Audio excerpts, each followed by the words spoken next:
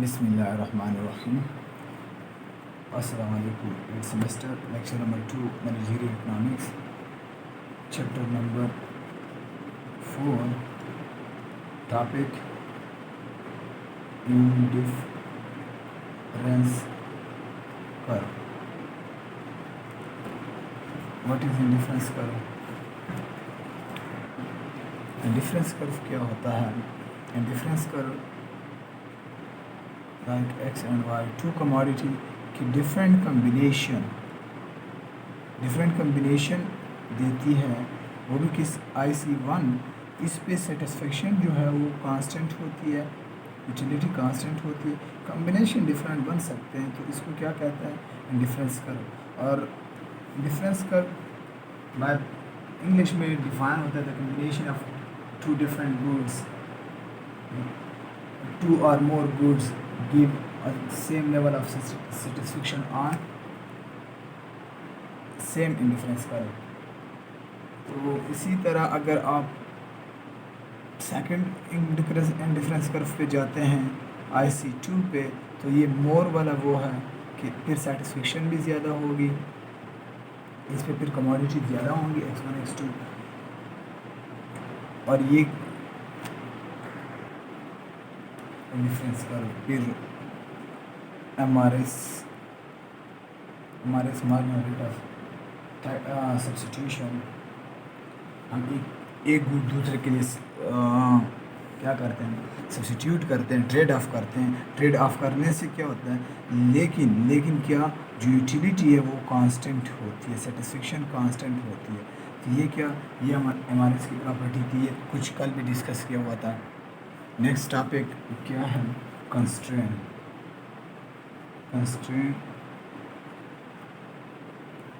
और limited.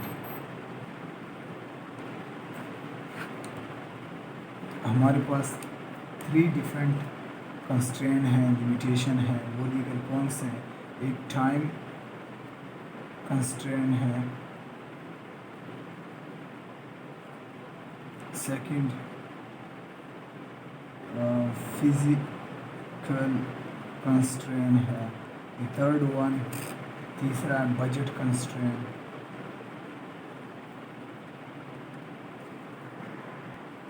Constraint का तो आपको भी पता है, time constraint, physical constraint, budget constraint. क्या अब टाइम कंस्ट्रेंट क्या होता है? लेकिन ये अगर ये हम मैनेजरियल साइड से देखते हैं, मैनेजरियल साइड से, तो टाइम कंस्ट्रेंट, एक मैनेजर के पास टाइम कंस्ट्रेंट ये होता है कि उसने लाजमी कोई भी बिड्स होती है या कोई भी टेंडर होता है, उस टेंडर को क्या टाइम पे ही कंप्लीट करना होता है। कोई भी ऑर्डर हो, उस ऑर्डर को टाइम पे ही देना होता है, और टाइम क्या होता है? वो लिमिटेड होता है। इसी तरह फिज़िकल जो कंस्ट्रेंट है, फिज़िकल आप जो रिसोर्सेज हैं वो भी लिमिटेड हैं। आपके पास जो भी रिसोर्सेज, जो मैनेजर के पास जो भी रिसोर्सेज होते हैं वो लिमिटेड होते हैं, कभी भी अनलिमिटेड पॉसिबल ही नहीं है। कोई भी इस तरह मैनेजर या कोई भी फर्म इस तरह नहीं है कि वो अनलिमिटेड फिज़िकल रिसोर्सेज हों उसके पास। तो इसी तरह बजट कंस्ट्रेंट, उसके पास बजट कंस्ट्रेंट भी होता है मैनेजर के पास। तो उसके लिए ये क्या करता है? ये डिसीजन बनाए कि क्या इन लिमिटेड रिसोर्सेज में, लिमिटेड कंस्ट्रेंट, इस लिमिटेड रिसोर्सेज में वो क्या करे?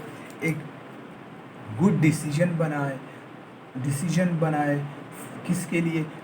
एक फर्म का मेन क्या होता है? फर्म का जो ऑब्जेक्टिव है वो प्रॉफिट है, कि अच्छी तरह से जो रिसोर्सेज हैं वो लिमिटेड रिसोर्सेज हैं, इसको एक गुड वे में यूज़ करके ज़्यादा प्रॉफिट कमाया जाए। असल में हम जो प्रीवियस पढ़ रहे थे कंज्यूमर बिहेवियर में पढ़ रहे थे। अब मेन क्या, कंज्यूमर बिहेवियर के लिए जो कंज्यूमर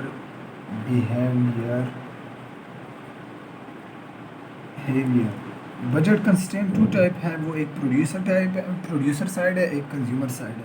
हम असल जो अब पढ़ रहे हैं वो बजट कंस्ट्रेंट किसका पढ़ रहे हैं कंज्यूमर साइड। कंज्यूमर क्या, कंज्यूमर की जो इनकम होती है, इनकम लिमिटेड होती है।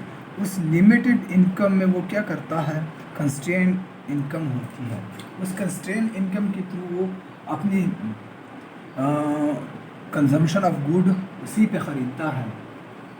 जो बंडल है उसके कंज्यूमर के, वो अफोर्ड करना, वो ख़रीदना, वो किसके, इसी लिमिटेड इनकम में। हाँ, जिस चीज़ से ज़्यादा यूटिलिटी मिलती है वो पहले उस पर ही स्पेंड करता है या करती है। अब क्या, जो for example P X into X plus P Y into Y, हाँ कुछ लोग ये लाजमी नहीं है कि 100% अपनी इनकम एग्जॉस्ट कर दें, इस तरह भी हो सकता है is equal to symbol R, कुछ लेस, कुछ बचा के वो सेव करके अपनी इनकम को। हाँ, अब ये क्या, ये बजट कंस्ट्रेन है। इस एम से फॉर एग्ज़ाम्पल उसके इनकम कितनी है 100, वो 100 से ज़्यादा नहीं जा सकता। 100 से ज़्यादा क्या वो ख़रीदेगा ये टू गुड्स इस लिमिटेड इनकम में। हाँ, अगर इससे ज़्यादा ख़रीद नहीं सकता, इससे कम ख़रीद सकता है, 100 से कम ख़रीद सकता है। उसको जितने भी ये एक्स एंड वाई की कमोडिटी कम्बिनेशन चाहिए इस बंडल में। हाँ, अब क्या, एक बजट लाइन होता है। What is mean budget line? Budget line फिर क्या शो करता है कि ये जो इनकम है इसके पास X plus P Y into Y, ये क्या, वो जितनी भी इनकम है वो एम वो टोटली एग्जॉस्ट कर देता है, वो टोटली ही यूज़ कर लेता है। फॉर एग्ज़ाम्पल 100, तो इस दोनों में इस्तेमाल कर लेता है।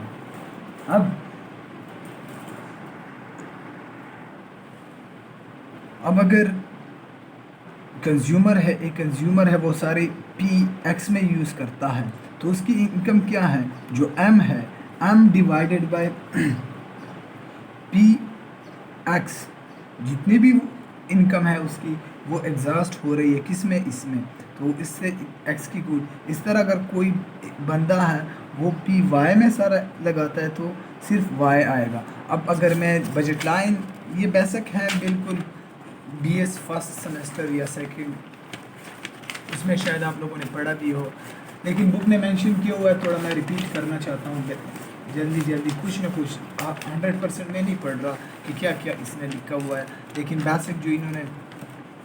फिर क्या, अगर मैं इसका डायग्राम बनाता हूँ, जब कोई बंदा अपनी सारी इनकम एक्स पे लगाता है तो वो ये पॉइंट आता है, वो क्या आएगा, M divided by P X, या ये इंटरसेप्ट अगर सारी इनकम पी वाई में यूज़ कर रहा है तो वो ये आएगा। तो ये क्या, ये बजट लाइन है।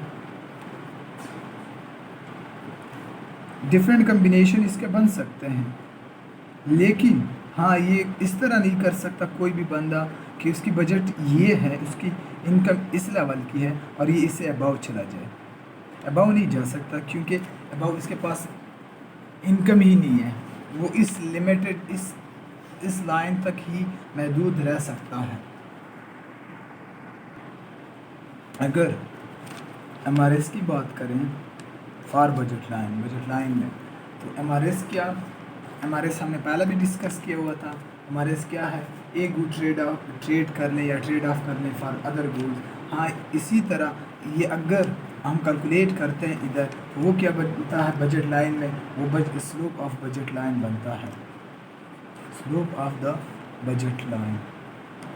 और स्लोप ऑफ बजट लाइन किस चीज़ के बराबर है, स्लोप ऑफ बजट लाइन वो बराबर है minus P X divided by P Y.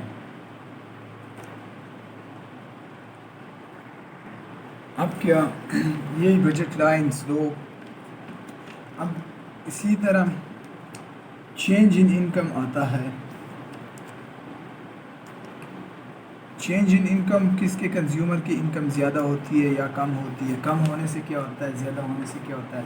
जो बजट लाइन है, असल में बजट लाइन ये बजट लाइन है। बजट लाइन अगर इनकम इंक्रीज़ हो जाए तो वो अपवर्ड मूव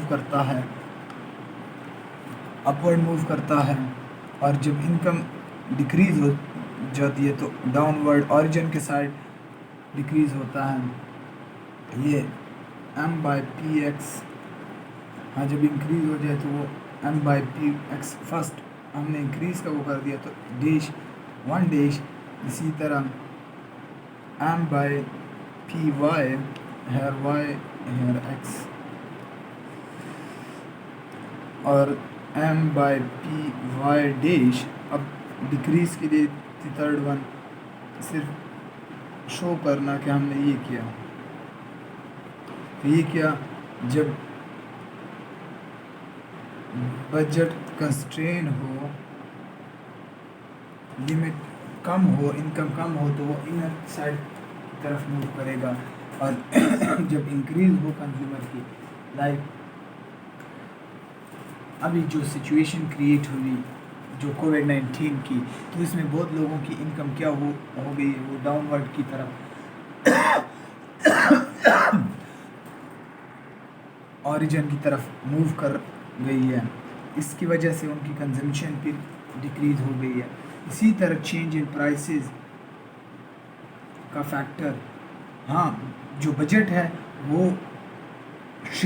शिफ्टिंग लेके आती है। बजट इनकम अगर चेंज होती है, इनकम चेंज होने की वजह से जो बजट लाइन है वो शिफ्ट होता है, लेकिन जो प्राइस है, प्राइस में सिर्फ रोटेट करता है, उस पे ही रहता है। लेकिन जिसकी प्राइस चेंज x है एंड y, जिसकी प्राइस चेंज होगी अगर ज़्यादा या कम, ज़्यादा फॉर एग्जांपल मैं अब y का करता हूँ,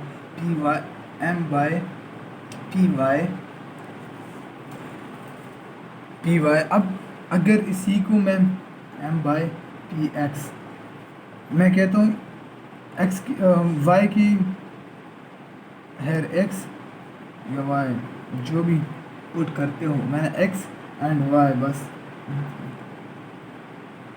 अब अगर मैं इसका क्या करूं, प्राइस अगर डिक्रीज़ हो गई है, तो वो फ्लैटर बनेगा,